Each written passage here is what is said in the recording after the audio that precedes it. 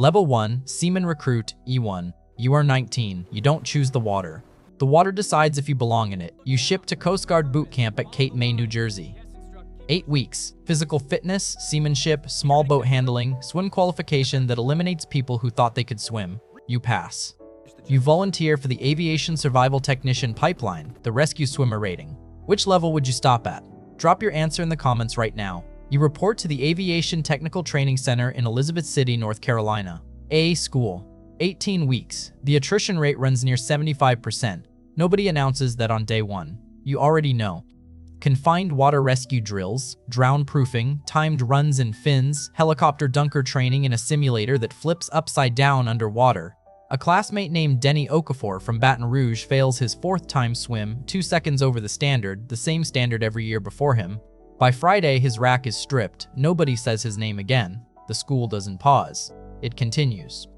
You graduate. You are now an Aviation Survival Technician, AST, assigned to Air Station Kodiak, Alaska. You still have months of unit-level qualification before you're allowed on a real hoist. Level 2, AST3, E4. You are 22. You promote automatically at 2 years. 1 chevron becomes 3. The ceremony is a handshake on the flight line. You are back-checking gear in 10 minutes.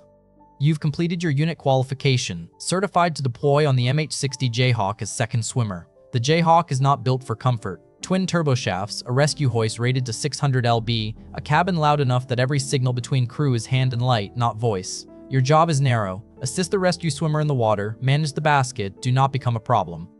Your first real case is a fishing vessel taking on water 40 miles off Kodiak in November. Seas at 18 feet. Your flight mechanic, Petty Officer Yamada, lowers you on the hoist into water that feels like it's trying to close over your head. 2 crewmen are in survival suits, 1 unconscious from hypothermia. You get the basket under him, the cable goes taut. He's aboard. The pilot, Lieutenant Commander Brennan, holds a hover in wind gusting past 40 knots without a word wasted. You fly back in silence. Your chief writes that you performed exactly the job asked of you and nothing more. For an AST3 on a first real case, that is exactly right. Level 3, AST2, E5, you are 25. 2 crossed fins now sit above your rate badge. You transfer to Air Station Astoria, Oregon, one of the roughest bar crossings in the country. You are now primary swimmer, first in the water, first decision maker on scene, no one above you to defer to once you leave the cabin door. A sailboat capsizes near the Columbia River bar in a squall. 2 people, 1 clinging to the hull, 1 already underwater. You deploy free of the basket, direct to the submerged survivor. Visibility is 0. You find her by touch. You surface her, inflate her vest, signal the hoist. Chief Halvorsen debriefs the case 3 times. The geometry was right. The decision was right. You watch the hoist footage a 4th time anyway. That is what AST2s carry that AST3s don't yet understand.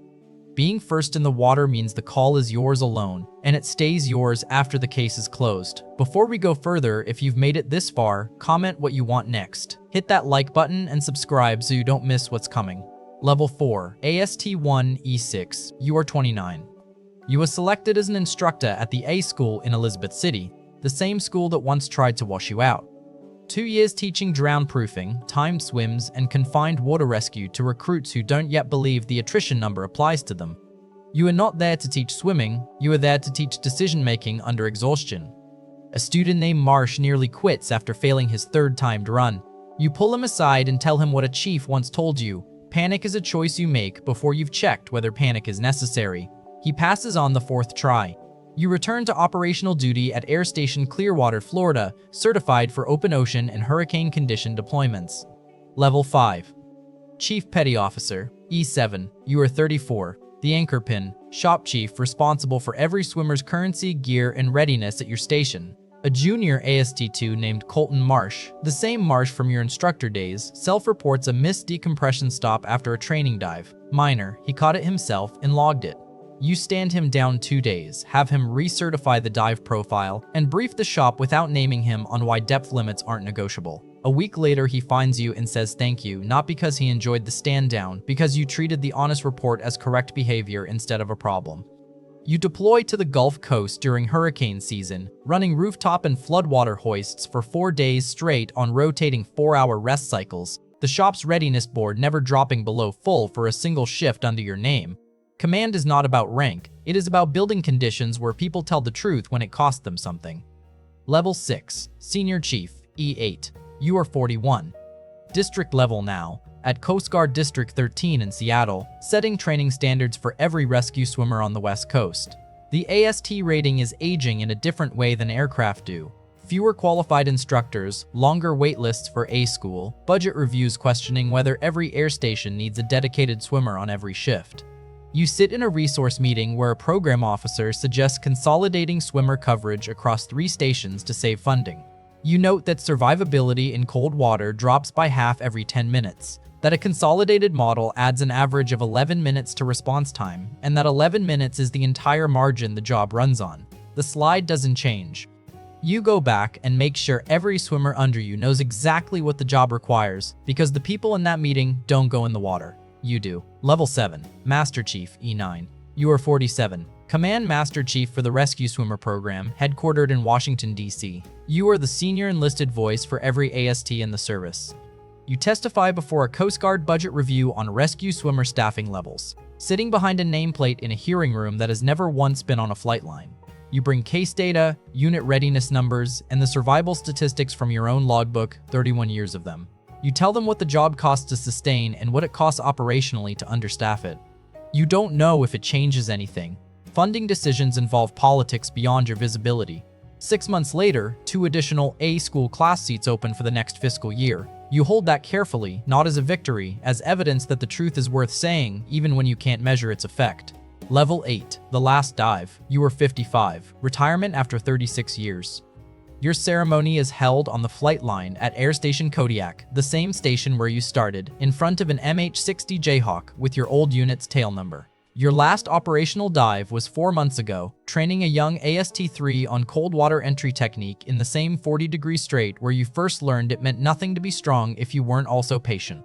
Your last chance to pass on what the job actually asks of a swimmer.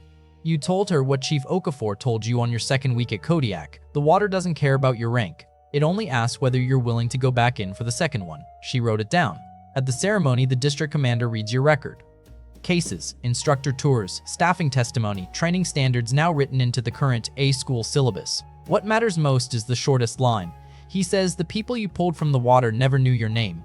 They knew the sound of rotor blades over open water getting louder, and then a hand finding them in the dark. That was never a rescue. That was proof someone heard the call and came anyway. You spent 36 years making sure that answer always existed. Whoever wore the wetsuit next, whatever the seas were doing, the answer had to be there. It had to show up. That was always the job. The water doesn't care whose name is on the wetsuit next. It only asks if the answer shows up when the call comes. Subscribe if you want to be there for the next dive.